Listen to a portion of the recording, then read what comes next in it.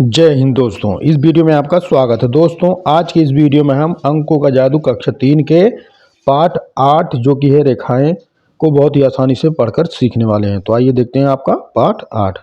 तो पाठ 8 अगर रेखाएं की बात करें तो सबसे पहले यहाँ पर आपका दिया हुआ है आलिया और मंगलू ने कुछ रेखाएं खींची। इन्हें देखो, आलिया जो है इस प्रकार रेखा खींची है, इस प्रकार रेखा खींची है आलिया, और मंगलू जो है इस तरीके से टेढ़ा मेढ़ा रेखा खींचा है। ठीक है, इस प्रकार। तो आगे बढ़ते हैं।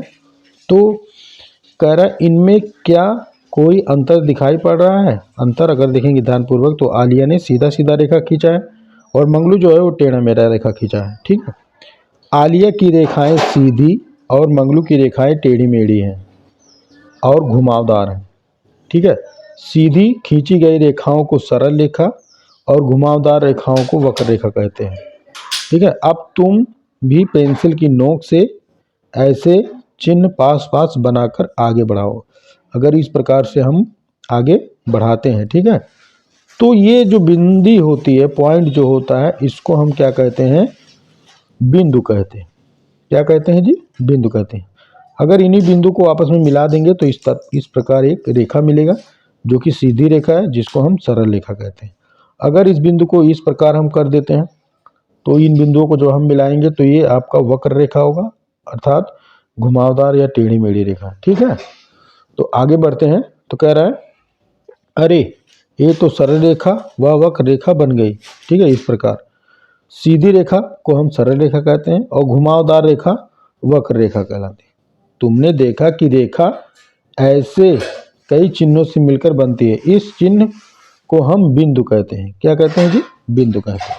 ठीक है, आगे बढ़ते हैं। अपने परिवेश में सरल रेखा और वक्र रेखा कहाँ कहाँ है देखो और कॉपी पर लिखो। समय सारणी में खींची गई रेखाएं सरल रेखाएं हैं। पुस्तक के किनारे से की सहायता से खींची गई रेखा भी सरल रेखा होती है। रस्सी के एक कोने को पकड़कर हिलाने से वक्र रेखा बनती है। जैसे रस्सी हो गई, इसको पकड़ के इसे हिलाते हैं तो ये वक्र रेखा बनेगी। आगे जब हम बढ़ेंगे तो आगे कह रहा है आओ देखें, एक रस्सी के एक कोने को रिंकू ने और दूसरे कोने को सलमा ने पकड़ कर लहराया तो रेखा बन गई, और जब खींचा तो रेखा बन गई। अब देखिए यहाँ जब इस प्रकार पकड़े हैं तो ये आपका वक्र रेखा बनेगा। कौन सा रेखा बनेगा जी? वक्र रेखा। और जब खींचेंगे तो यहाँ पर अगर आप ध्यानपूर्वक देखेंगे तो ये कौन सी रेखा बनेगी? सरल रेखा बनेगी। ठीक है, कौन सी रेखा? सरल रेखा। तो आगे देखते हैं। आगे जब बढ़े, अब तुम अपनी कॉपी पर विभिन्न रेखाएं खींचो। इस प्रकार रेखा आप भी खींच सकते हो, इस प्रकार पटरी की सहायता से, यहाँ पर गिलास की सहायता से। ठीक है, अब आगे देखते हैं। कह रहा सोचो, अगर हमें किसी निश्चित लंबाई की रेखा खींचनी हो तो हम क्या करेंगे? आलिया, हम उस लंबाई की किसी वस्तु की सहायता से पेंसिल से एक रेखा खींच देंगे।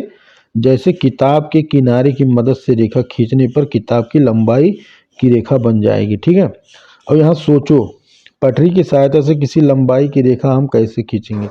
पटरी की सहायता से, पटरी की सहायता से किसी वस्तु की लंबाई खींचने के लिए हम क्या करते हैं? सबसे पहले यहाँ पर देखेंगे तो पटरी बना हुआ है। यदि हमें 5 सेंटीमीटर की रेखा खींचनी है तो हम पेंसिल को पहले पटरी स्केल के 0 बिंदु पर रखेंगे। कहाँ पर रखेंगे? 0 पर रखेंगे। फिर उसके आगे 5 वाले बिंदु पर ले जाएंगे। ठीक है, आगे इस प्रकार हमें 5 सेंटीमीटर लंबाई की रेखा प्राप्त हो जाएगी। अब तुम अपने परिवेश में उपलब्ध वस्तुओं के चारों ओर पेंसिल घुमाकर उससे बनी आकृतियों को देखो। माचिस की डिब्बी के किनारों से आकार अगर हम बनाते हैं तो इस प्रकार आकार बनेगा, जिसको हम आयत कहते हैं। क्या कहेंगे? आयत कहेंगे। ठीक है, पतंगी झंडी के किनारों से बना आकार यहाँ पर देखेंगे तो 3 रेखा है, 3 सरल रेखा है, तो यह क्या हो जाएगा? त्रिभुज हो जाएगा। ठीक है, त्रिभुज हो गया, आयत हो गया। पासे के किनारों से बना आकार वर्ग होता है। क्या होता है जी? वर्ग। और सिक्के के आकार से बना आकार क्या होता है? वृत्त होता है। ठीक है, आगे कह रहा अब तुम सरल रेखाखंडों की सहायता से विभिन्न माप के आयत, वर्ग, त्रिभुज अपनी कॉपी पर भी बनाओ। ठीक है। परिमाप की हम अगर बात करेंगे तो परिमाप कह रहा है शबनम के खेत में जानवर घुस आते थे, फसल को नुकसान पहुंचाते थे। शबनम के पिताजी बहुत परेशान थे। उन्होंने अपने खेत में कटीले तार लगवाने की सोची। खेत को एक बार घेरने में कितने मीटर तार लगेगा? चित्र को देखो, खेत का आकार कैसा है। ठीक है। अब देखिए खेत का आकार जो है यहाँ पर देखेंगे इस प्रकार तो आयताकार है। क्या है? आयताकार है। ठीक है। अब ये इसकी लंबाई 30 सेंटीमीटर और चौड़ाई कितनी है? 20 सेंटीमीटर दिया है। ठीक है।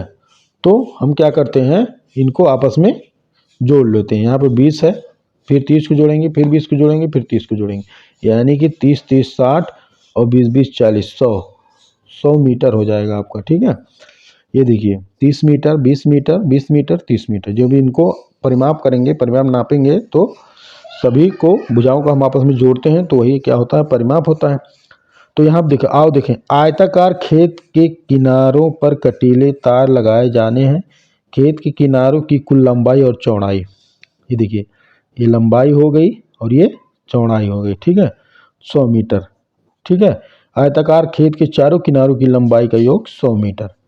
शबनम के पिताजी को खेत को एक बार घेरने के लिए 100 मीटर लंबे कटीले तार की जरूरत होगी। यही शबनम के आयताकार खेत के परिमाप है। ठीक है। आगे हम और अच्छे तरीके से समझते हैं।